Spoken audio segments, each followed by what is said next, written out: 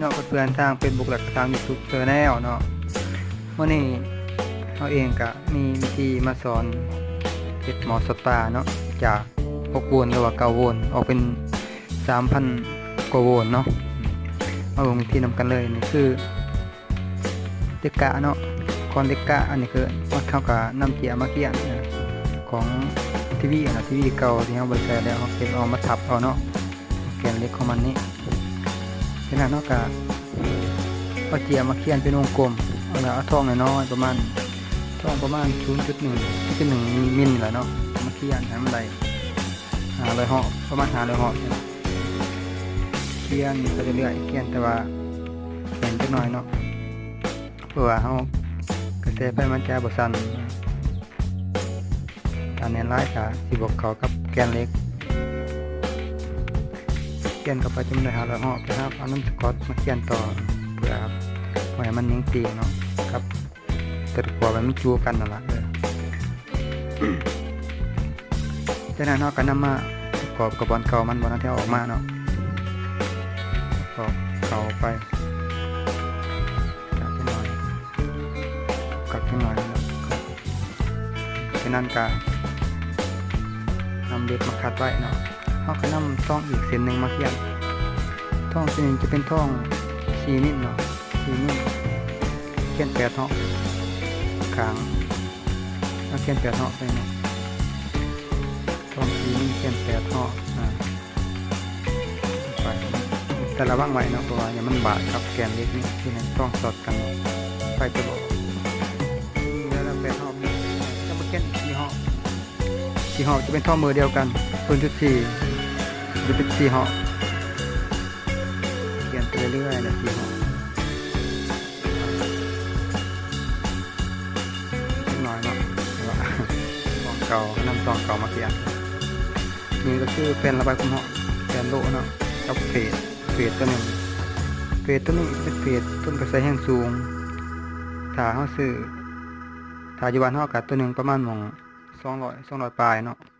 หรือว่า50ปลายพันเนาะถ้าซื้อมาแต่ไทยก็ประมาณตัวหนึ่งตัว100ปลายหันเข้าไปนะจากนั้นเฮาจะนำมาจอดท่อง4หอบกับ8หอบนี้มาแขวนกันเนาะระหว่างขาของเฟสนี้ก่อนจะจอดหันให้ขูดก่อนเนาะขูดกว่าออกก่อนขูดท่องออกก่อนเพราะว่ามาก็มันจะเกิดน้ำยาก่อนจอดก็บ่มีน้ำยานี่จอดเข้าไปปล่อยขากันเนาะสลับสายกันเพราะว่า4หอบกับ8หอบนี้อยู่คนละขาของบ่อนปอนกระแสไฟจากนั้นเฮาจะนำแต่ระวังไว้เนาะนำมาจอดขนานกับขวบที่ว่า4หอบกับ8หอบนี้บ่ติดปานใดเนาะนี่การสาธิตเนาะแปะไว้จักหน่อยครั้งนี้แต่ระวังไว้เนาะเพราะว่าอย่าให้ขวบที่เฮาจอดแปะกันเด็ดขาดเพราะว่ามันจะสอดกันเฮ็ดให้เฟสต้องตายหรือว่ากระแสไฟบ่ออกเลยนี่ก็จอดเข้าไปนำอีกคา56โอห์มเนาะมาจอดใส่กับคาอีกคาหนึ่งของเฟสมาต่อใส่กับคาท่องที่เฮาเขียนไป8เหาะพันเนาะจอดเข้าไปเอียงมาจากหน่อยเนาะเพราะเฮาจะจอดได้ถ้าเฮาอีกเฮาจอดบ่ได้เพราะเฮาบ่ตัดขามันแต่ก็ระวังไว้เนาะคือเฮาว่าแหละหมอยขาอันเปกันนะฉะนั้นเฮาจะนำสายไฟมาจอดใส่ไฟเข้าเนาะเป็นไฟเข้าของเฟสนี่แหละสายสีดำเฮาจะจอดที่ขา4หอบท่องแกน4หอบพันแกนท่อง4หอบพันอีกขาหนึ่งแล้วก็สายสีแดงนี้เป็นสายบวกจอดกับขาตัว8หอบนี้ใส่กับเฟสเลยเนาะให้ผ่าน56โอห์มนี้จากนั้นเฮาก็นำสายสากมาเบิ่งสายสากเป็นสายสาก DVD 9โวลต์เนาะสายสากซื้อมาไม่แหละซื้อมาแต่บ่ได้ขายดอกว่ามีแต่มาทดลองในใต้ตลอดนี่ครับก็จะมาลองเบิ่งถ้ามีแนวคีบก็ยังดีเนาะมาคีบกันแต่บ่มีก็ให้มากิ้วเอาตามขั้วลบเนาะนี่คือขั้วลบ กดบวกกับมัน